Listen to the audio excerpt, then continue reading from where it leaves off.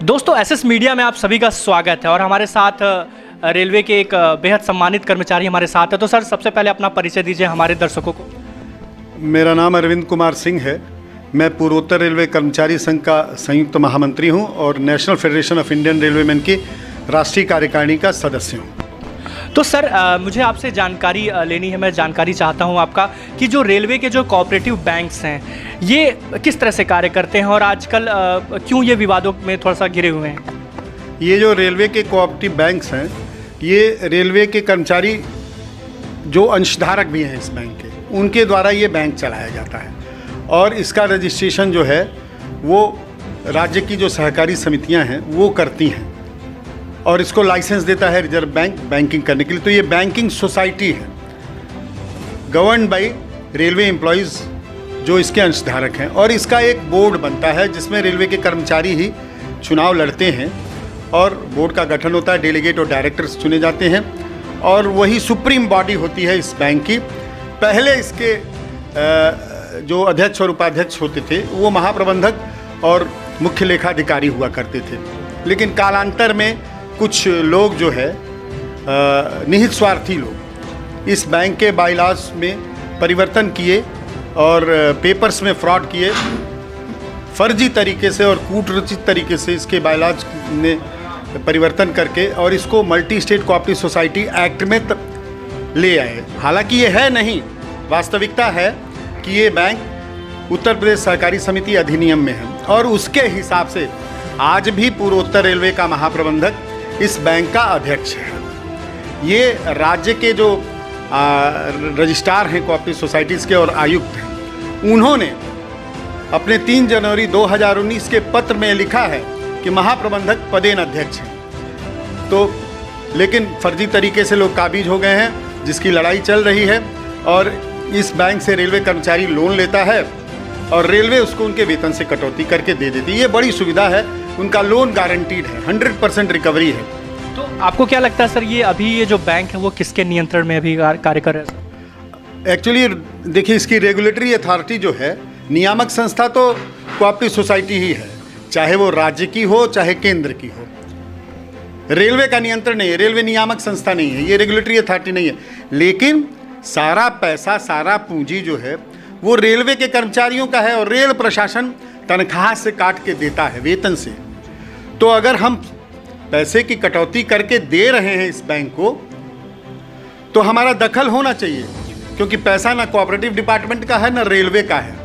इसलिए पूर्वोत्तर रेलवे कर्मचारी संघ ये कहता है कि इस बैंक में अध्यक्ष और उपाध्यक्ष, महाप्रबंधक और मुख्य लेखाधिकारी ही होने चाहिए। इसी की लड़ाई हम लोग लड़ रहे हैं और फर्जी तरीके से एक कूटरचित बोर्ड बना लिया गया है, बिना चुनाव के एक इल्लीगल बोर्ड बन गया है। और इन्हीं सब चीज़ों को देखते हुए, हमारे कंप्लेंट्स को देखते हुए भारतीय रिजर्व बैंक ने इस बैंक पर 20 लाख रुपए का जुर्माना किया है। इसका मतलब ये है कि अगर जुर्माना हुआ है तो कुछ ना कुछ तो गड़बड़ जरूर है, वरना रिजर्व बैंक तो जुर्माना करता नहीं। इसलिए हम चाहते हैं कि जब रेलवे प्रशासन का नियंत्रण होगा, जब पैसा हमारा है तो हमारा नियंत्रण भी होना चाहिए, इसमें हमारा दखल होना चाहिए। और ये हम मांग करते हैं कि इस फर्जी और फेक बोर्ड के खिलाफ वैधानिक कार्रवाई हो और नए बोर्ड का चुनाव हो जिसमें रेलवे का पार्टिसिपेशन है। तो सर आप लोगों की मांग है क्या ये सिस्टम में थोड़ा सा ट्रांसपेरेंट होना चाहिए? बिल्कुल ट्रांसपेरेंट होना चाहिए। यदि चुने हुए लोग रहेंगे, महाप्रबंधक का नियंत्रण होगा तो ट्रांसपेरेंसी रहेगी, क्योंकि अनाप शनाप खर्चे करते हैं। अभी इन लोगों ने एजीएम किया, उसके नाम पर 6 लाख रुपए खर्च कर दिए, फर्जी टीए का बिल, फर्जी और कागजात, स्टेशनरी के नाम पे लाखों रुपए, कंप्यूटर दुरुस्त करने, वारंटी में कंप्यूटर है और आप लाखों रुपए कर रहे हैं। बैंक पर जो मुकदमे हो रहे हैं बोर्ड की गलतियों के कारण, उसकी जो वकीलों की फीस है वो बड़ी बड़ी फीसें दी जा रही हैं और वो वास्तविक रूप में वो फीस वकीलों को दी नहीं जा रही है, सारा पैसा हड़पा जा रहा है। तो इसलिए पूर्वोत्तर रेलवे कर्मचारी संघ इसकी लड़ाई और इस बैंक को बचाने का, और अगर रेलवे रिकवरी बंद कर देगी, रेलवे ने अभी रिकवरी बंद किया है, लिखा है कि हम कोई अपेक्षित कार्य इस बैंक में नहीं करेंगे। इसका मतलब ये हुआ कि हम लोन के फॉर्म्स को फॉरवर्ड भी नहीं करेंगे और रिकवरी भी नहीं करेंगे। तो रिकवरी बंद हो जाएगी तो बैंक बहुत दिनों का मेहमान नहीं रहेगा।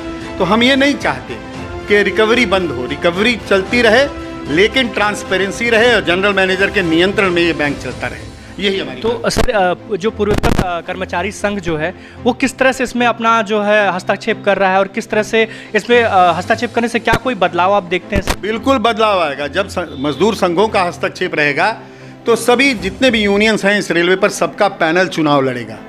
और ये जरूरी नहीं कि एक ही यूनियन के सभी लोग चुन के चले आएंगे, 11 लोग डायरेक्टर बन जाएंगे। हर भागीदारी होगी हर यूनियन की, तो वहाँ कोई अपना वर्चस्व नहीं कायम कर, कोई गलत काम करेगा तो दूसरी यूनियन वाला विरोध करेगा, डेलीगेट विरोध करेगा, डायरेक्टर्स विरोध करेंगे। इसलिए चुनाव जरूरी है, और चुनाव होगा तो एक ताकतवर बोर्ड आएगा और वो सबको नियंत्रित करने का काम करेगा, और रेलवे तब उससे सहयोग करेगी। जनरल मैनेजर के हाथों में रहने से ये बैंक भी सुरक्षित रहेगा, अंशधारक भी सुरक्षित रहेंगे और बैंक के कर्मचारी भी सुरक्षित रहेंगे। तो बहुत बहुत धन्यवाद सर हमारे साथ जुड़ने के लिए। और आप देख रहे हैं एसएस मीडिया, मैं आशुतोष कुमार एक बार फिर से आप लोगों के लिए इसी तरह की खबरें लाता रहूँगा।